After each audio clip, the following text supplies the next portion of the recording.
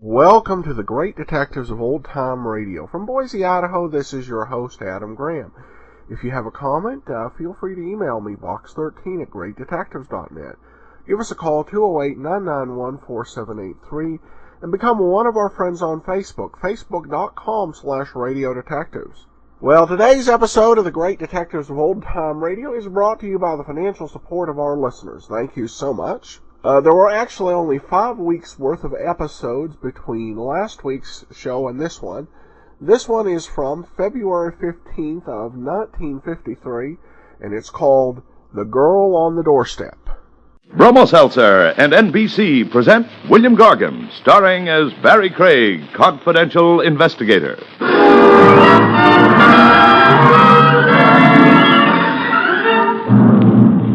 I wonder if murderers, like other people, worry about their income taxes. When they make a killing, for example, do they always report it, or do they just list their victims under buried assets?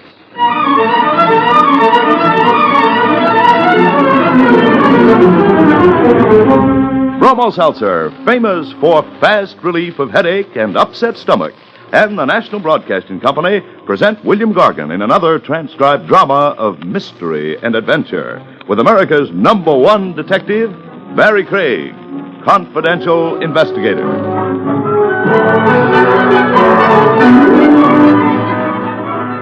This is Bill Gargan. Before I tell you about tonight's story, which I call The Girl on the Doorstep, here is a word from Bromo Seltzer, famous for fast relief of upset stomach as well as headache. Miss Jordan, report to clinic. Miss Jordan, report to clinic. Miss Jordan... In recent clinical research, nurses reported that sparkling, refreshing Bromo Seltzer relieved distress of stomach acidity and nervous indigestion better, more effectively than other leading upset stomach remedies tested. You see, Bromo Seltzer contained sodium citrate, one of the finest ingredients known to doctors for the relief of acid indigestion. And only Bromo Seltzer gently relieves nervous tension so often associated with upset stomach. Next time you have acid indigestion, take Bromo Seltzer. Like so many nurses, you too may agree. For upset stomach, Bromo Seltzer works best. Remember, for prompt relief of stomach acidity as well as headache, take sparkling, refreshing Bromo Seltzer. For best results, use cool water, follow the label, avoid excessive use. And next time your stomach is upset, remember that many nurses report. For upset stomach, Bromo Seltzer works best.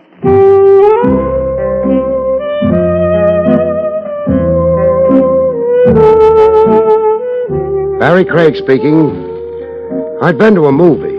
It was about a private eye who pinned a wreath on a murderer after an hour and a half of swallowing dry martinis, wrestling amorously with youthful blondes, and wearing a succession of the best pressed suits ever seen off a tailor's dummy. I decided to walk home. I wondered if there was a special license that a plain investigator like me could get that would make me like martinis and make blondes like me. It was close to 1 in the morning. The air was raw and cold with the tang of metal in it you get in New York. The afternoon slush had hardened to ice underneath your feet, and I decided you'd probably need more than a license when I saw her. Halfway up the block, an apartment house lobby spilled some light out into the street. Enough light so I could see that she was young, redheaded, with that pale, almost transparent skin redheads sometimes have. The guy with her had his back to me. It was an old scene. He was probably making a play for a nightcap up in her apartment. She shook her head and moved into the doorway. He moved after her, maybe for a goodnight kiss. It was none of my business. I started walking. He must have tried for more than a kiss and wound up with a slap in the face.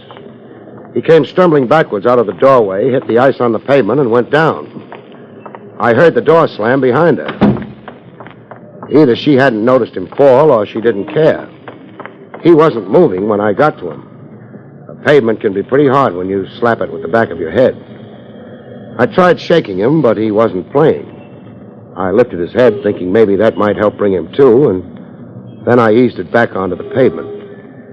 I couldn't be sure if the skull was broken, but by that time I was sure of something else. He'd quit breathing. Not a nice way to wind up a date with a pretty redhead. I thought she might want to know about it. There were a dozen names on the bellboard in the small lobby. Any one of them could have belonged to the redhead. I pushed the super's button. I tried the inside door. It was locked. A well-run apartment house. Supers probably need their sleep as much as anybody, but they frequently don't get it. What do you want? I'm sorry I had to wake you. There's been a small accident. Yeah, what kind of an accident? Somebody slipped on the ice in front of the building. What are you, a lawyer? No. Nobody could have slipped in front of the building. I put plenty of ashes on the ice. It ain't slippery. Well, come on and look for yourself. Okay, but if you think you got a case... I don't know the man. It's none of my business. Well, if he thinks he's Come on. And he's not thinking of suing anybody. Maybe he ain't, but if you've been a super as long as I have, you know they're always looking for a chance to stick an insurance company. You still think he's looking for anything? Well, the guy's dead, ain't he? Yeah. Well, that's terrible. Uh-huh. You better call the police. Tell them to send an ambulance down, too, on the chance we're not such good diagnosticians. Okay, sure. And while you're doing that, I might as well break the news to the redhead. Huh? He'd brought her home, said goodnight to her when it happened. You mean some girl in this building? Yeah. Maybe 20, pale skin, red hair, pretty. You couldn't mistake her. Mister, maybe you couldn't, but there ain't no girl like that living in this building. The skin on my back crawled a bit when he let me have it. Then I shrugged it off. Maybe she was staying with some people in the building. The super wouldn't have to know about that. Maybe. Yes, officer. He's laying out in front, just like he fell. Yeah. Well, there's some guy here who's seen it. Name's Craig. Yeah, we ain't tried moving him. Okay, officer.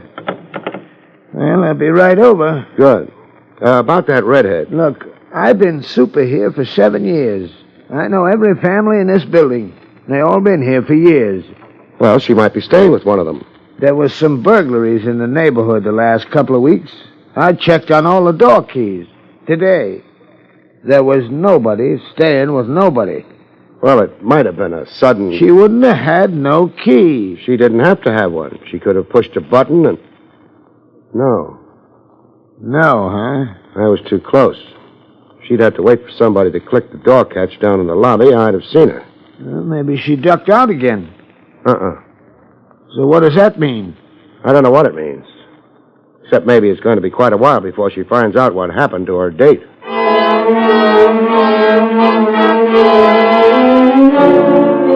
It didn't take long for the police to arrive, or the ambulance. They moved pretty fast. They always do. They've had experience. And on this trip, they also had Lieutenant Rogers of Homicide. Barrie? Yeah, Lieutenant. You're not curious enough. The police doctor said the guy was dead, didn't he? He's dead. What should I be curious about? About why I came down on an accident case. I figured maybe it was on account of your college education. What would that have to do with it? I wouldn't know. I never went to college. You're being a big help. What do you want me to be helpful about? I came down because when the report came in, your name was mentioned. So you decided I was involved? Aren't you? No. You got my story. Yeah, you just happened to be walking, you just happened to notice the redhead and the corpse and so on. That's right. It's hard to believe. Why? Because I'm an investigator, I don't have a right to witness an accident? Not an accident that happened to Walter Barrie. Barrie? That's the corpse? That's the corpse. I've heard the name before. Sure you have. Walter Barley's a big man. Or was, in the Midwest. In New York, he's just dead. It could be a coincidence. He came here to collect a debt. Owed by who? He'd run a string of bookie joints here for years. He sold out maybe 6 months ago, went to Detroit. But he had trouble getting paid. So he came back. You never get paid now. Who'd he sell out to? We've got a couple of guesses. Any names attached? Mark Wheeler, Joe Carson. Neither of them are redheads. No. Barry, the boys went through the building. No redheads on the premises. It's a pity.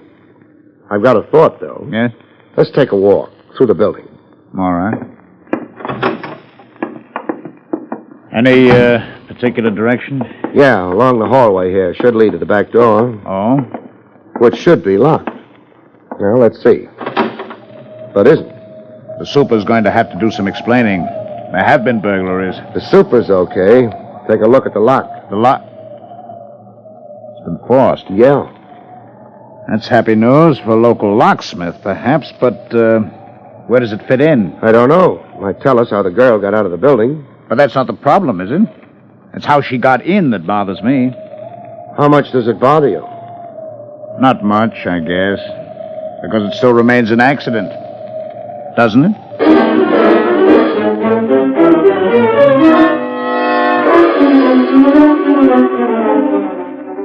Walter Barrie went to the morgue. Lieutenant Rogers went back to headquarters, and Barry Craig bought a drink. Here's your poison, Craig. Thanks. Say, Mac, Yeah?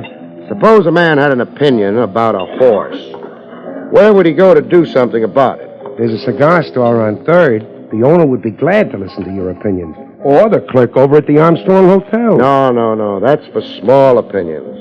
I've got a king-size opinion. Real big? Tell you, Craig, I wouldn't be surprised if you was to get a phone call first thing tomorrow. Well, that'd be too late. I get nervous carrying big bills around. Who knows, I might lose them before morning. Say, Craig, there's a new hot spot opened over on the west side. Yeah? Someplace in the 40s, I think. They call it the Three Aces. Got a wonderful floor show. 3 aces. Carson would be one, Wheeler another. Could be the third. If I've been to one doctor, I've been to a dozen. Never did me any good, though. Some days I can't hear a thing. Okay, Mac. Doesn't matter much about that third ace anyway. He's been trumped.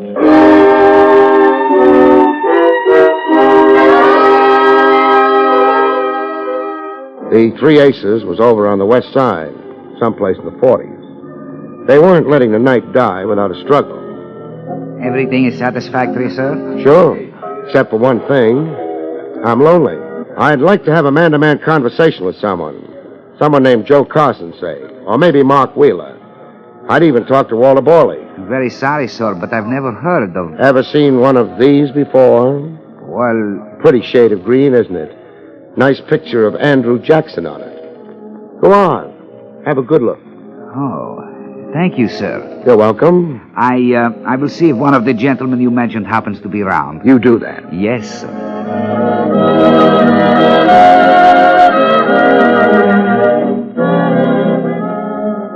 Mind if I sit down? Nope. How do you like the floor show? Not bad. One of these nights I'll come back and look at the floor. That's very funny. So. The waiter tells me you wanted words with my partner or me. The waiter's right. You wanted those words quite a few bucks worth. I figured it was the only way I'd get them. I don't like to see men throw money away. I'm Carson. Fine. Speaking of floor shows, one of the regular girls is out tonight, isn't she? Which one? Well, we never got around to throwing names, but she describes easy. Around 20, redheaded, with a very white skin. Yeah, now you mention it, she's not working the show tonight. Too bad. I was looking forward to seeing her. Well, that can be arranged. Well, arrange it. Okay. Only one thing. Yeah? She might not be in the right mood. See that door next to the bandstand? Yeah, I see it. If she's in the right mood, somebody will open it for you. Thanks. Don't mention it.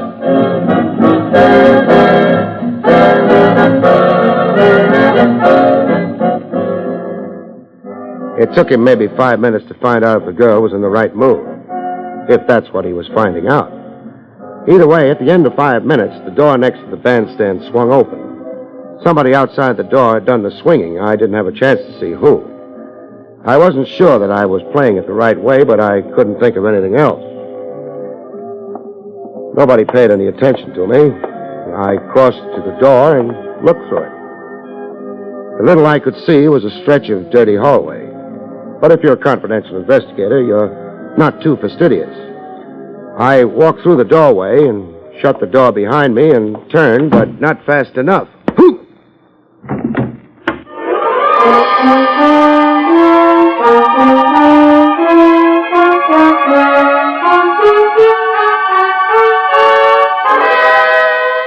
Back to Barrie Craig in just a moment. With the coming of modern transportation and communication, the world has grown smaller. In fact, in some ways, it's too small for comfort. With modern long-range aviation, enemy planes could reach the United States from any part of the world in a matter of hours. A devastating surprise attack could occur at any time. Of course, our nation has taken steps to protect this. There's an extensive radar network to detect the approach of planes. But radar can't do the entire job. That's up to us as individual citizens. Right now, the Air Defense Command needs 300,000 more volunteers for its Ground Observer Corps. This Ground Observer Corps is made up of patriotic citizens who contribute a few hours of their spare time each week. Write or phone your nearest Civil Defense Center or write to Ground Observer Corps, Air Force, Washington 25, D.C. And now, back to William Gargan, starring as Barrie Craig, confidential investigator.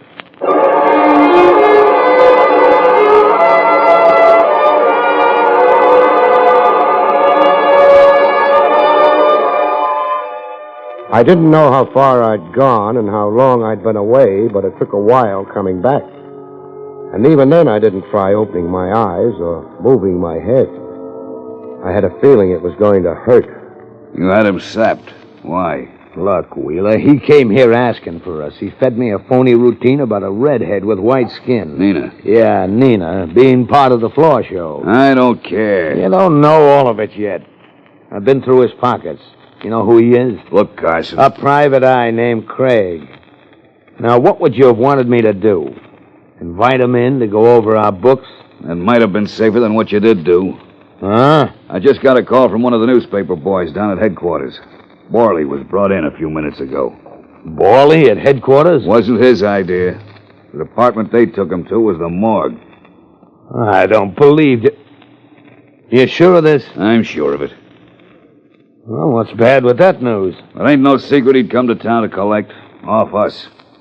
With him dead, who do you think the cops are going to be looking for? Maybe I shouldn't have started nothing with this character here, but... Wait a minute. When did Barrie get it? Around 1. It's 2 now.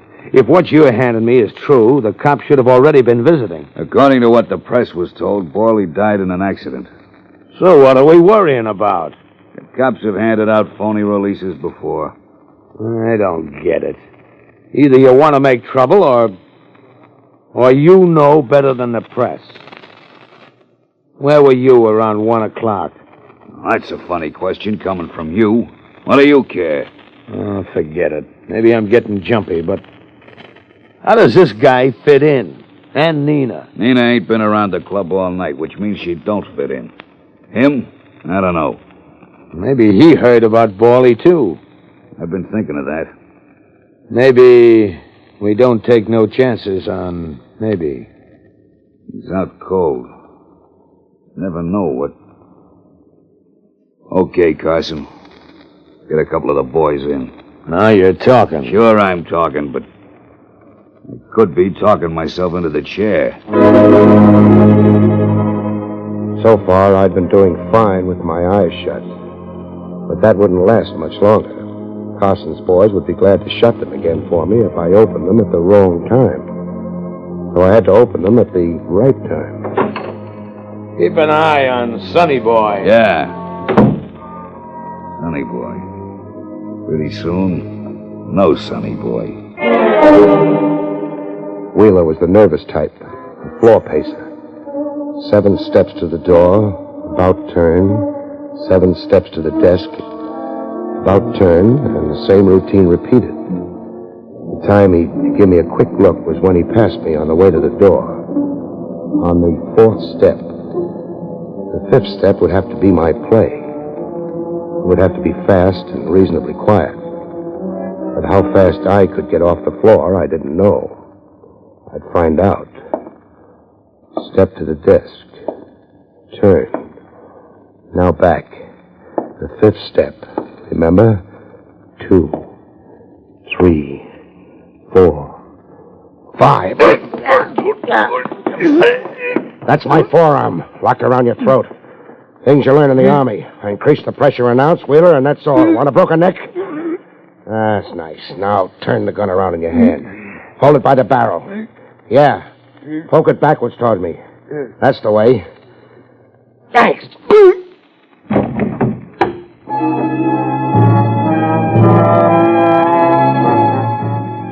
Gun butts make a funny sound hitting a man's head. I didn't stop to laugh like mad. Carson and a couple of pals would be dropping in at any minute. There was a window behind the desk. I could have stopped to raise it, but I was in a hurry, and besides, I wasn't anxious to save a penny for the 3 aces, so I went through it fast and wasteful. The alley wasn't any cleaner than the hallway had been, but it was darker, and it didn't lead to a dead end.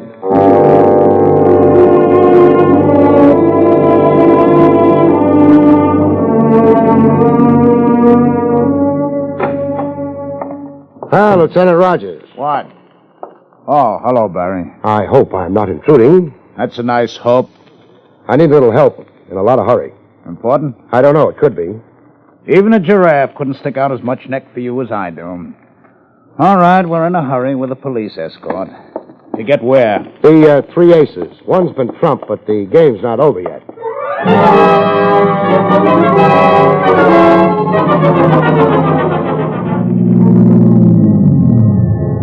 The men have got their instructions. Front and back of the club's covered.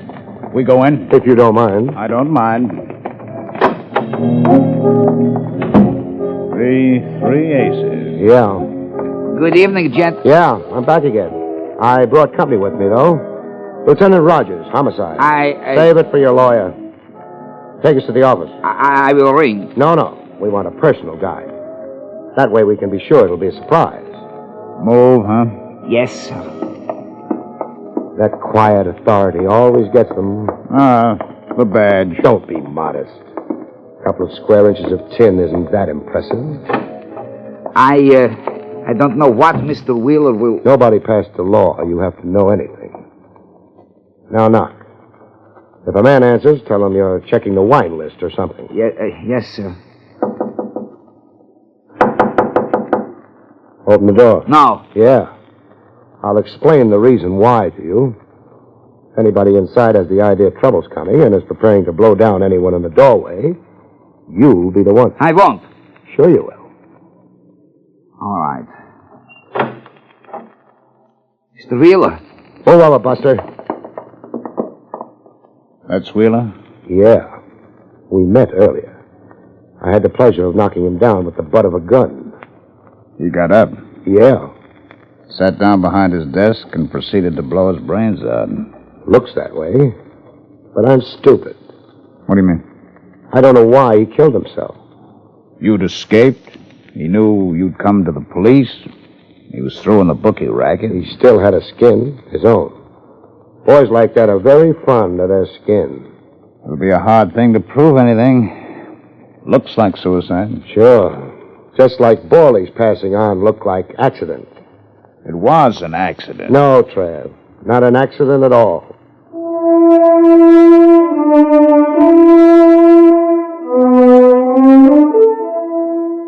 The police guard around the club got us nothing but a handful of small crooks. Carson was conspicuously among those missing. We asked lots of people for his home address, and lots of people didn't know it. We got the whole department on it, Barrie. They'll turn him up. Maybe, maybe not. He couldn't have made it out of the city. He didn't have to. Meaning? The setup back at the club goes for suicide. You'll never be able to prove otherwise. As for the accident... That you call murder. There's only one way you can tie him to it. The girl. We did dig up a name for her. Nina West. Pretty name. A pretty girl. And right now, very possibly a dead girl. Oh, you can't be sure. Put yourself in Carson's place. She's the one who can send him to the chair. With her dead, you've got nothing. Not even, and get this, Trav, not even a motive that would stand up in court for his killing her.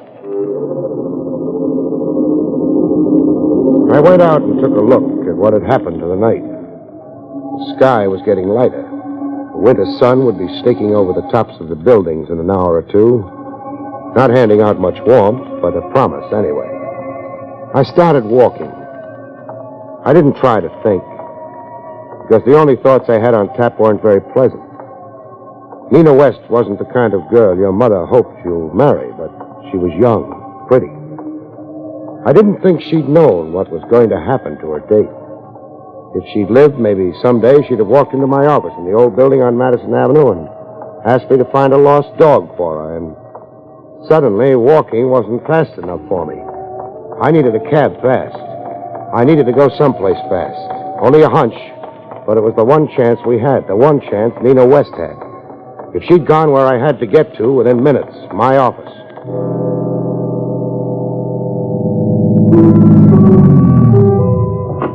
Hang around, I might need you.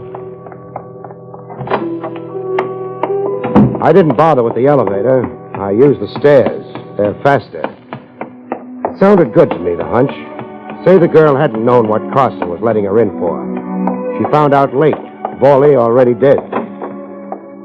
I slowed down, heading down the hallway to the office. It might be smarter not to announce an arrival. She'd have realized she was in trouble. Gone home? No. Carson knew where that was. But I'd barged into the club. Carson was busy with me. She might have heard him use my name. Maybe she'd think of my office, because a girl like that wouldn't go to the police. The lights were on in the office. I hadn't left them on. Someone was inside. Someone or a couple of someones. Had Carson tried her home, found her out, tried half a dozen other places she might have gone that he knew of, and then wound up with the same conclusion I had? There was no way to play it fancy, which was just as well. I'm not the fancy type. I hit the door hard and went to the floor. She screamed, but the shots drowned her out. I wound up against the desk, Carson to one side of me. The girl cut between us and got the bullet Carson had meant for me. He didn't have another try. No, don't! The gun. I'll drop it, see? Thanks. The rest is going to be for the fun of it.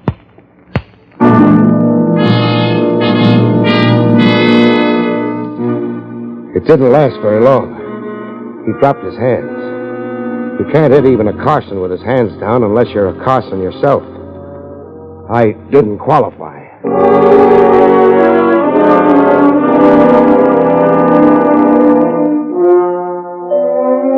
We got a deposition from her before she went into surgery. Carson's all washed up, Barrie, but the kid's got a good chance. Fine. He had it laid out beautifully. Nina was told of Barrie take her home to the building where you saw them. For a gag, Carson told her. Carson broke into the building through the back door and was waiting in the lobby with the inside door propped open. He slugged Barrie across the back of the head hard enough to break the skull, pushed him backwards. Then he and the girl scrammed through the back door. The perfect murder. Except for what, Barrie? The ashes on the sidewalk, for one thing. Barrie couldn't have slipped on the ice. The other thing? The girl got into the building only one way. Somebody had to be waiting there to let her in. That made the word accident smell. Let's go home, huh? Sure.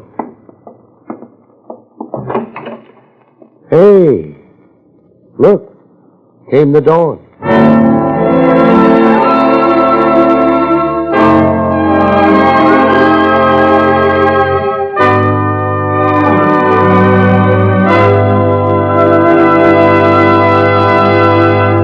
You've been listening to William Gargan in another exciting transcribed mystery drama from the adventures of Barrie Craig, confidential investigator. Tonight's story, The Girl on the Doorstep, was written by Lou Vettis. Next week, it's the strange story titled Plotters Beware, about which Barrie Craig has this to say. Next week, an underworld king tries to deal yours truly the ace of spades. Only thing, the gravedigger digs a hole measured to fit himself. Good night, folks. See you next week.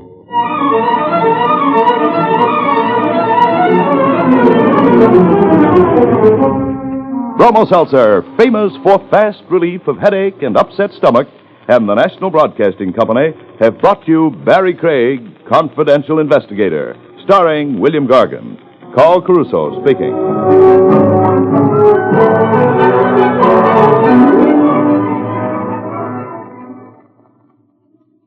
Tonight, enjoy Meet the Press on NBC.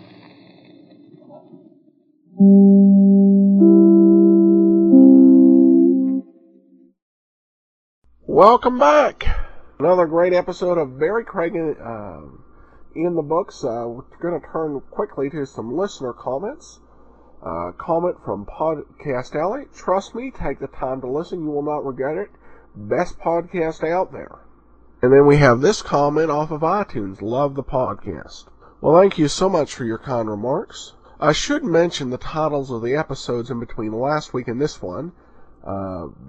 We had on January 11th, The Vanished Lady, then Money to Burn, The Lady is a Liar, The Corpse Wouldn't Talk, and Non-Incident. Well, there's actually only one lost episode between this week's episode and the next one we have available. So join us next week for another episode of Barrie Craig Confidential Investigator. In the meanwhile, send your comments to box13 at greatdetectives.net. Email us and give us a call, 208-991-4783. Remember the old-time Dragnet podcast? We do one episode of Dragnet per week, posted every Saturday over at radiodragnet.com. And then be sure and check out the old-time radio Superman show available at laserandsword.com. But from Boise, Idaho, this is your host, Adam Graham, signing off.